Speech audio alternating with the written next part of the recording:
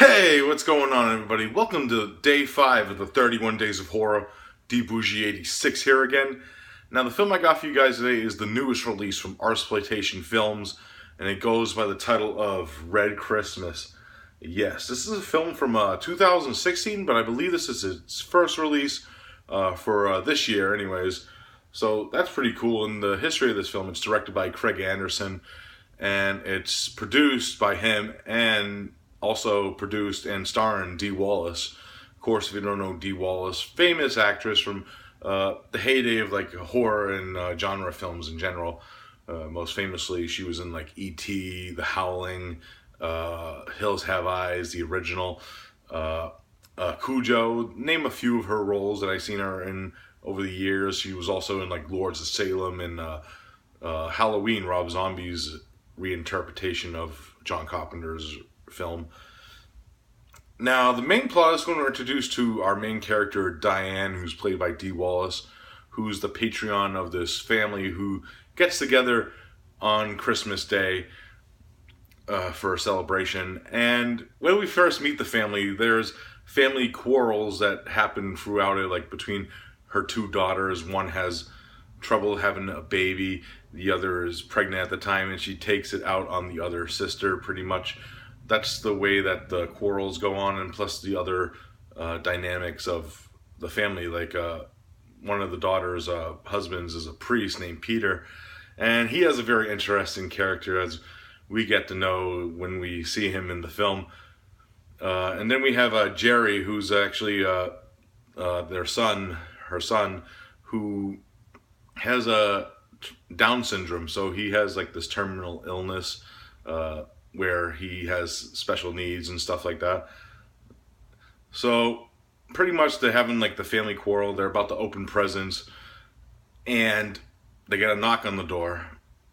What's at the door is this cloaked figure who goes by the name of Cletus, and they accept Cletus in because it's Christmas time, so they have to be kind of nice. Cletus ends up reading this letter that he has, and the letter describes like this abortion clinic, and then Diane starts to panic and freak out kind of to get Cletus out of there, so they end up throwing him out, and they don't pay no mind.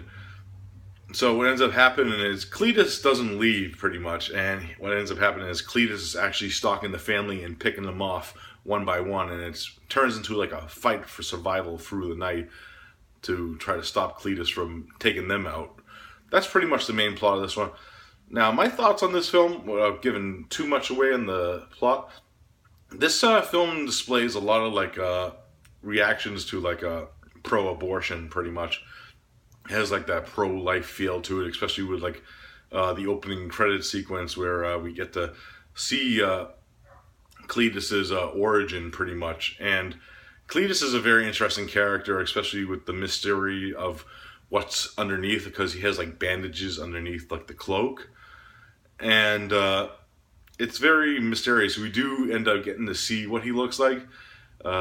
It's what I thought it was going to be, to be honest. I figured he was going to be that way when the film was going to progress without giving too much away, and it was kind of crazy. But there's a lot of like over the top kills in this film, which I don't mind, because I kind of saw like the over-the-topness of like some certain aspects of this film that I like.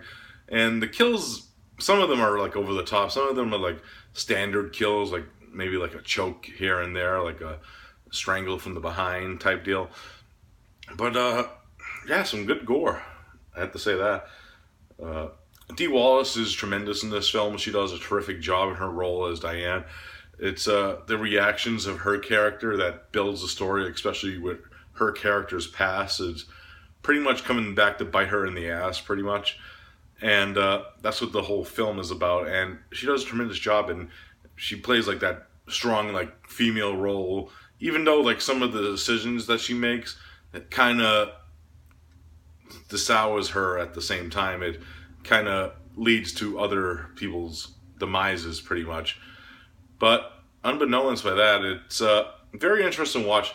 Now, the main gripe I do have with this film is the very end of it, because even though it's okay for an ending, it's I didn't really like see any justification or like felt any closure to certain aspects of it, especially with like how the way the ending happened because of what happens in the ending.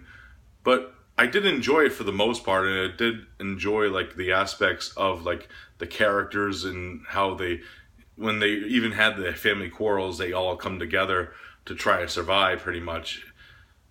But unbeknownst to, even though like this film is taking place on Christmas, since it's like filmed in Australia, it doesn't have like that snowy atmosphere or like snowy vibe to it, unfortunately.